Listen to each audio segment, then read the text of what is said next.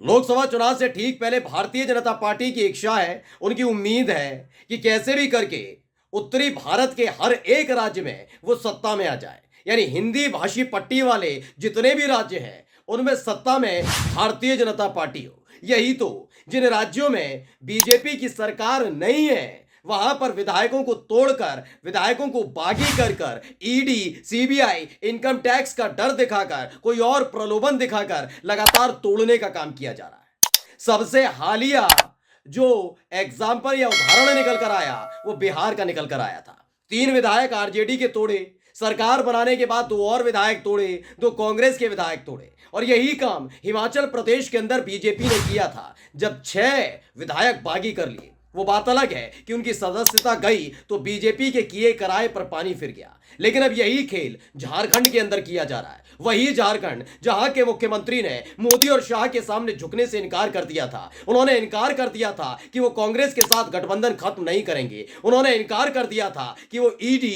CBI, income tax, किसी भी जांच एजेंसी की जांच से नहीं डरेंगे, नहीं झुकेंगे। और आखिरकार हेमंत बिस्व शर्मा को जेल की सलाखों के पीछे ठूंस दिया गया। लेकिन अब भी छटपटाहट लगातार बीजेपी के नेताओं में है कि कैसे भी करके झारखंड के अंदर सत्ता में आ जाए। और इसके लिए एक बार फिर से ईडी का इस्तेमाल किया जा रहा है। आज मैं एक एक तस्वीर आपको दिखाने देना चाह रहा हूं कि क्या क्या वहां पर हुआ। नमस्कार, मैं हूं प्रज्वल गौतम और आप देख रहे हैं द कंटा। सबसे पहले एक तस्वीर में आपको दिखाऊंगा, बयान सुनाऊंगा कांग्रेस की एक विधायक किस कदर परेशान उठती है।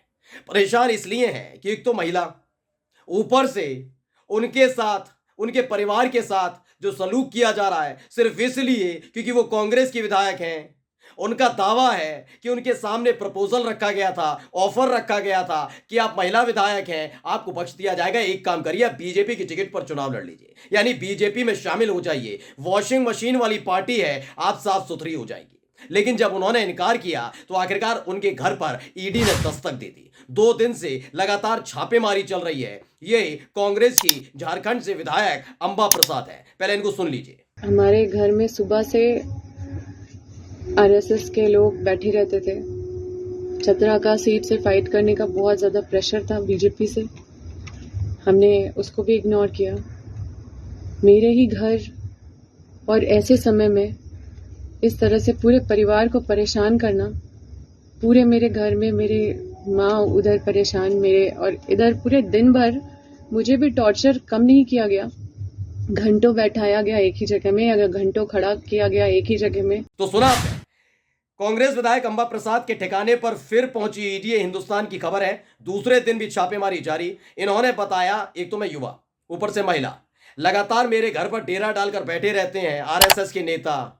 बरगलाया जाता है, धमकाया जाता है, डर दिखाया जाता है कि कैसे भी करके बीजेपी ज्वाइन कर लो, बीजेपी से चुनाव लड़ो। नहीं किया तो ईडी की ये छापेमारी चल रही है। इसमें बताया गया है कि मंगलवार को तकरीबन 18 घंटे छापेमारी के बाद ईडी की टीम आज फिर कांग्रेस विधायक अंबा प्रसाद के घर पहुंची। ईडी अंबा प्रसाद के हजारीबाग स्थित आवास पर छापेमारी कर रही है। कांग्रेस की विधायक अंबा प्रसाद के घर पहुंची थी। जानकारी के मुताबिक ईडी की एक टीम अंबा प्रसाद के हजारीबाग स्थित आवास पर छापेमारी कर रही है। जमीन कब्जा और अवैध बालू कारोबार से जुड़े एक मामले में जांच एजेंसी कार्रवाई कर रही है। मंगलवार को ईडी ने उनके पिता और पूर्व मंत्री योगेंद्र साहब समेत 17 ठिकानों पर छानबीन की थी। यानी लगातार छानबीन की जा रही है। किसके घर पे? सिर्फ और सिर्फ विपक्षी पार्टी के नेताओं के घर पे। अब तो साफ हो गया है, अब कोई रॉकेट साइंस की जरूरत नहीं है।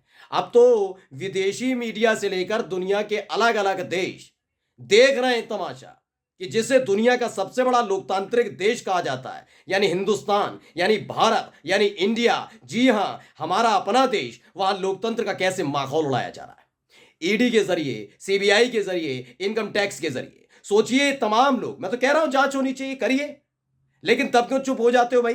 जब एक झटके में आपके खासम खास, आपके यार के जो शेयर हैं वो डूब जाते हैं। एक रिपोर्ट आने के बाद खबर निकलती है शेल कंपनी के माध्यम से, ये तमाम चीजें की जा रही थी। संसद में आवाज उठती है, चुप्पी साध कर बैठ जाते हो क्योंकि वो मोदी जी के खासम खास हैं।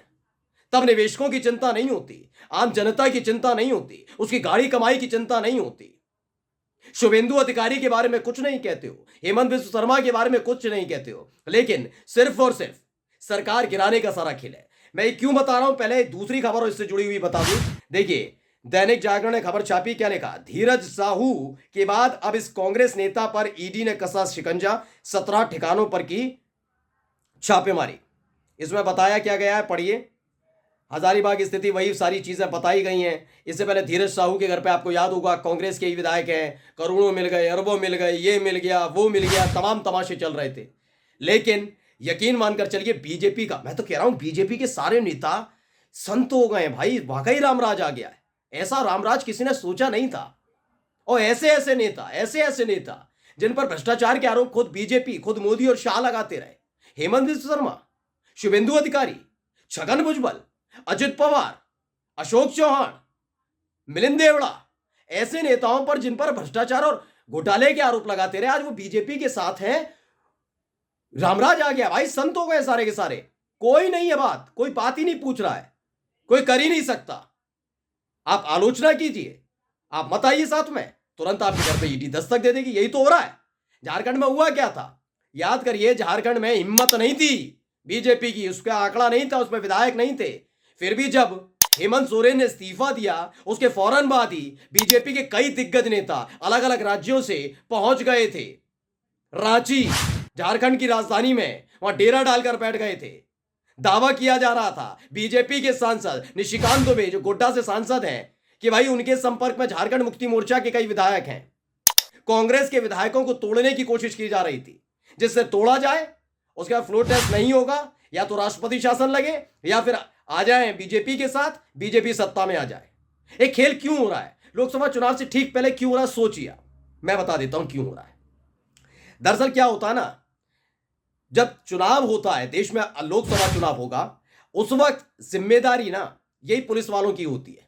यानी अगर जिस राज्य में आपकी सरकार होगी, वहां आराम से खेल कर सकते हैं, क्योंकि आप सत्ता में होंगे, पुलिस का इस्तेमाल कर सकते हैं, तमाम चीजों का इस्तेमाल कर सकते हैं। लेकिन अगर वहां विपक्षी पार्टी की सरकार होगी, तो चाहे आप कुछ भी कर लें, चाहे वो चंडीगढ़ वाला रिटर्निंग ऑफिसर ले आए या अपने मन मुताबिक किसी चुनाव आयुक्त को ले आए, कुछ कर नहीं पाओगे, क्योंकि देख रेख होगी, ये तमाम चीजें होगी, एक एक बूथ की जानकारी, एक एक बूथ पर नजर रखने का काम स्थानीय पुलिस करेगी। झारखंड की पुलिस झारखंड में करेगी, हरियाणा की पुलिस हरियाणा में करेगी, उत्तर प्रदेश की पुलिस उत्तर प्रदेश के अंदर करेगी। तो बड़ा खेल करना बड़ा मुश्किल हो जाएगा, इसलिए बड़ी छटपटाहट हो रही है। पहले बिहार में कर लिया, उसके फौरन बाद देखिए हिमाचल प्रदेश में करने की कोशिश, वहां पर भी धरा का धरा रह गया हिसाब किताब। तोड़ने चले थे हिमाचल प्रदेश की सरकार को, टूट गई हरियाणा में खुद की, समझ नहीं पा रहे कब तक चला पाएंगे सरकार। अब एक बार फिर से झारखंड में करने की कोशिश की जा रही है, और क्यों की जा रही है मैं बता देता हूं। दरअसल 3 राज्य सबसे महत्वपूर्ण माने जाते हैं, जिसमें सबसे ज्यादा सीटें आती हैं।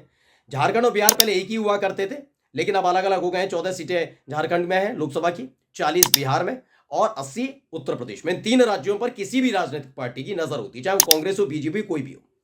अब इनमें क्या है भाई साहब, कि इन्होंने बीजेपी और बिहार और उत्तर प्रदेश में सरकार बना ली, 120 सीटें हैं। अब इनकी झारखंड पर नजर है कि झारखंड पर कैसे भी करके कब्जा कर लिया जाए, और लगातार कोशिश की जा रही है।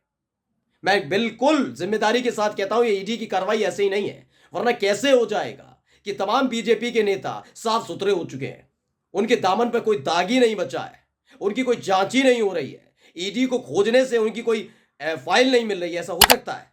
यानी सीधे तौर पर चुनाव जीतने के लिए हर दाव बीजेपी चल रही है, और उसका ताजा ताजा उदाहरण अब यह है। नमस्कार।